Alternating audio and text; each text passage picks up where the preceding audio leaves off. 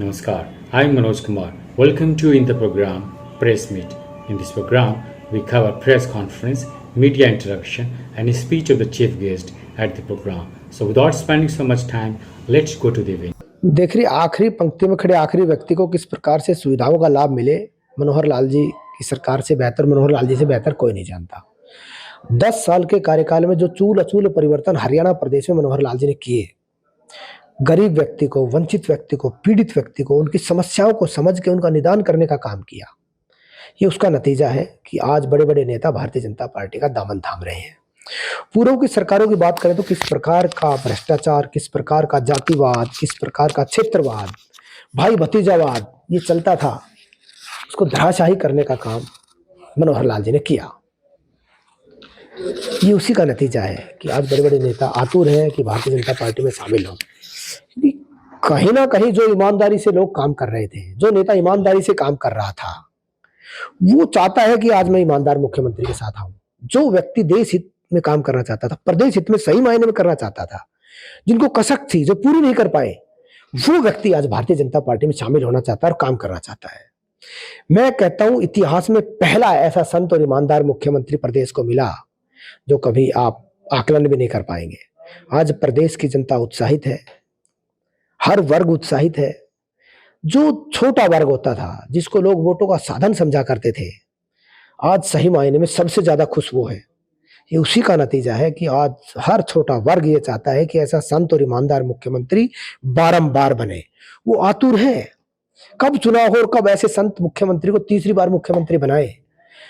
जनता का विश्वास, जनता का स्नेह, जनता का प्यार जो मनोहर लाल जी ने जीता है, उसका नतीजा है कि बड़े-बड़े नेता इसमें शामिल हो रहे हैं। अगर मैं जन नेता की बात करूं, तो जन नेता इससे पूर्व में हम देवीलाल जी को लोग मानते हैं। मैं तो पढ़ता हूं किताबों में, देवीलाल जी लोगों से कनेक्ट होते थे, बहुत लोगों को जानते थे, लेकिन मनोहर लाल जी ने उन सारी हदों को पार कर दिया। मनोहर लाल जी ने कहा मैं अपने कार्यकर्ताओं के घर नहीं जाऊंगा। वो लोग कार्यकर्ताओं के घर जाते थे, कभी भी पहुंच जाते थे, कहीं चौपाल में चले जाते थे, लेकिन मनोहर लाल जी ने कहा मैं गांव-गांव जाऊंगा, जनसंवाद करूंगा। उसके बाद सबसे बड़े जन नेता जो उभरे हैं वो मनोहर लाल जी हैं। गांव-गांव गए, लोगों से कनेक्ट हुए, गांव-गांव में जाके लोगों की समस्याएं सुनी। प्रदेश का पहला ऐतिहासिक मुख्यमंत्री है और वहीं पर लोगों की समस्याओं का निदान करना। तो आज लोगों की नब्ज टटोली है मनोहर लाल जी ने, और ये मानना है और ये जानना है कि किस प्रकार के लोगों को समस्या है, उनका निदान करने के लिए रात दिन मनोहर लाल जी लगे हुए हैं। और हर वर्ग ये चाहता है कि कब चुनाव हो और कब ऐसे संत मुख्यमंत्री को, ऐसे ईमानदार मुख्यमंत्री को तीसरी बार मुख्यमंत्री बनाए। उसी बात का नतीजा कि बड़े बड़े लोग आज भाजपा का दामन थाम रहे हैं। लोकतंत्र में सबसे बड़ा जनमत है वो भारतीय जनता पार्टी के पक्ष में है, मनोहर लाल जी के पक्ष में है, मोदी जी के पक्ष में है। आज हरियाणा प्रदेश नहीं, पूरा देश मोदी जी की गारंटी को मानता है। जो मोदी जी ने कहा वो कानून बन गया। मोदी जी के मुंह से निकली हुई बात आज कानून बन गई। चाहे धारा 370 हो, चाहे सीएए हो, चाहे राम मंदिर का मामला हो, चाहे दूसरे मामले हो, जो मोदी जी ने कहा वो करके दिखाया। आज पूरा देश मोदी जी की तरफ टकटकी बांध के देख रहा है और फिर से प्रचंड बहुमत से भारतीय जनता पार्टी की सरकार बना के नरेंद्र मोदी को प्रधानमंत्री बनाने का काम करेंगे। और उसमें सबसे पहले आहुति 10 की 10 सीटों की मनोहर लाल जी के नेतृत्व में 10 की 10 सीट के जीत के और मोदी जी की झोली में लोग डालने वाले हैं। आज विपक्ष नाम की हरियाणा में कोई चीज नहीं है। मनोहर लाल जी ने ऐसा कोई मुद्दा छोड़ा ही नहीं। जो विपक्ष को मुद्दा उठाना चाहिए वो सरकार उठा रही है।